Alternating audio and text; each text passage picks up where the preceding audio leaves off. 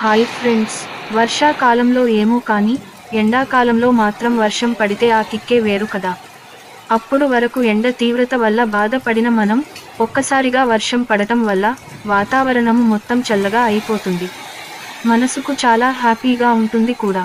ఈ వర్షం వైపు చూస్తూ ఎటో వెళ్ళిపోయింది మనసు అనే సాంగ్ వేసుకుని వేడివేడి పకోడీలు తింటుంటే ఆ హ్యాపీనే వేరు కదా.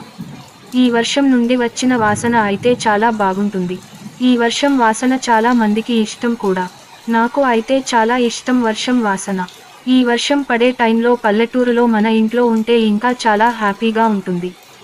అమ్మ చేసిన పకోడీలు తింటూ వర్షం చూస్తూ ఫుల్గా ఎంజాయ్ చేయొచ్చు.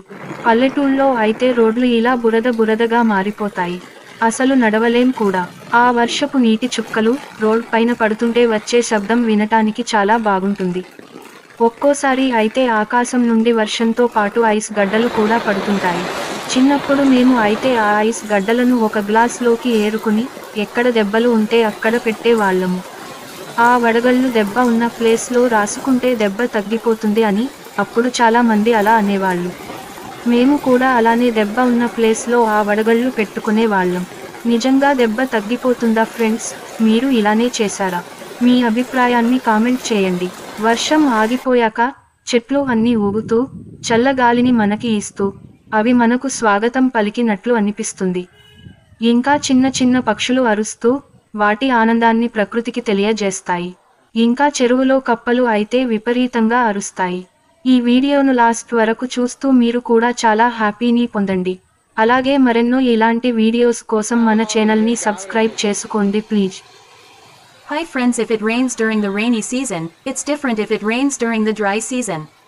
Till then we were suffering due to the intensity of the sun, but due to rain, the whole weather becomes cold.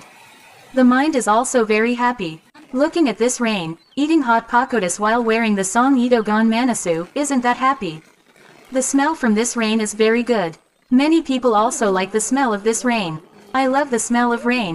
It will be very happy if we are in our house in the village during this rainy season.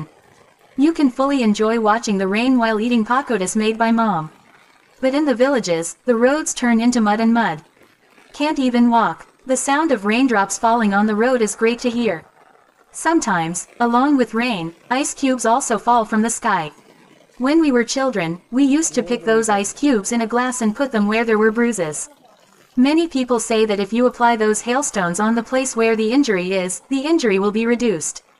We are also the ones who put those hailstones in the place where there is a blow. Does the blow really go away, friends? Did you do this? Comment your opinion. After the rain stopped, the trees all swayed, blowing the cool air and welcoming us. Even the little birds chirp and let nature know their joy. But the frogs in the pond scream loudly. Watch this video till the end and get very happy. Please subscribe our channel for more videos like this.